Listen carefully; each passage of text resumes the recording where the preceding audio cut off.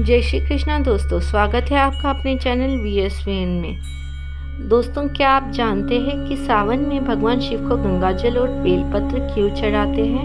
नहीं तो चलिए हम बताते हैं। सनातन संस्कृति में सावन का महीना भगवान भोले शंकर को समर्पित होता है। इस माह में भगवान शिव और माता पार्वती की पूजा उपासना की जाती है।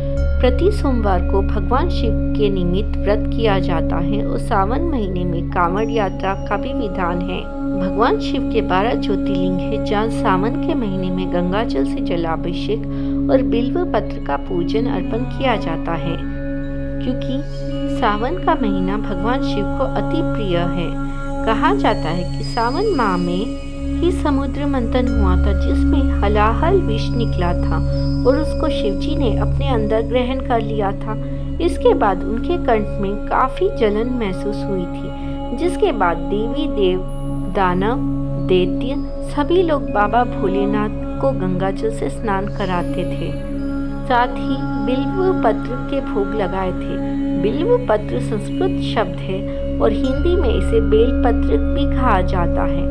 कहा जाता है कि गंगा का जल और बेलपत्र ग्रहण करने से विष का प्रभाव समाप्त हो जाता है और राहत मिलती है।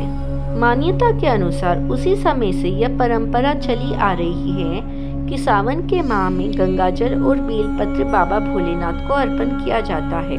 ऐसा करने से उन्हें मनवांछित फल की प्राप्ति होती है। यही कारण है कि सावन माह में श्रद्धालु बाबा के धाम पहुंच रहे हैं और बाबा पर जलाभिषेक भी कर रहे हैं। एक और मान्यता के अनुसार भगवान भोलेनाथ को बेलपत्र बहुत प्रिय है। धार्मिक मान्यता के अनुसार यदि भगवान शिव की पूजा अर्चना में बेलपत्र नहीं चढ़ाया तो वह अधूरी मानी जाती है।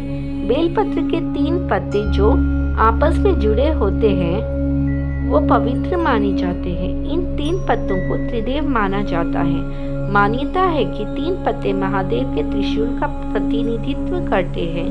यह भी माना जाता है कि बेलपत्र के 3 जुड़े हुए पत्तों को शिवलिंग पर चढ़ाने से भगवान शिव को शांति मिलती है और भगवान शिव प्रसन्न होते हैं।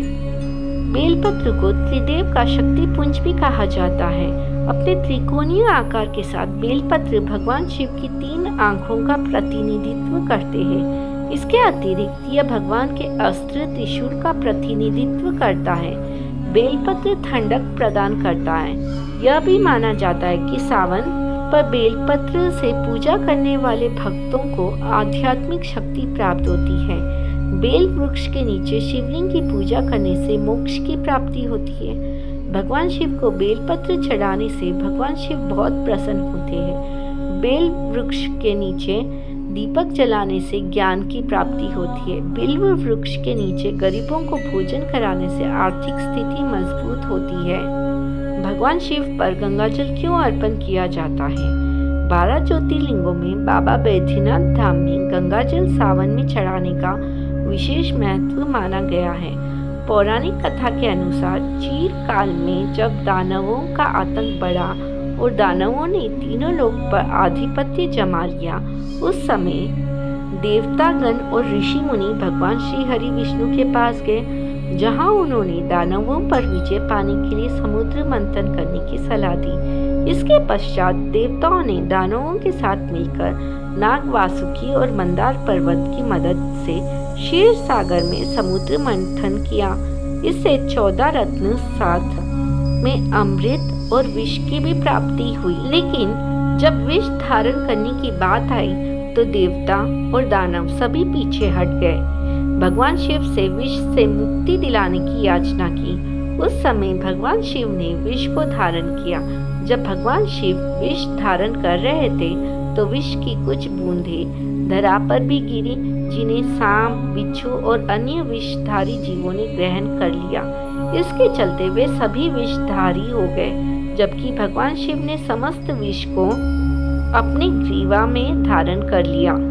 मान्यता के अनुसार उस काल में भगवान शिव को अत्यंत पीड़ा हुई। इस पीड़ा को बुझाने अथवा कम करने के लिए रावण और देवताओं ने गंगाजल लाकर उन्हें पिलाया, जिससे विष की पीड़ा कम हुई।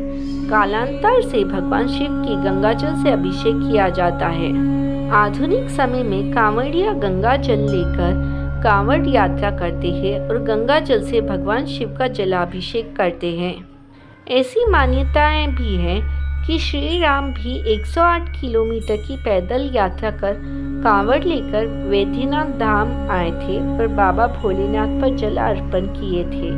मान्यता यह भी है कि सावन में उत्तर वाहिनी गंगा का जल जो श्रद्धालु बाबा को अर्पण करते हैं उन्हें मनवांछित फल की प्राप्ति होती है। हर हर महादेव।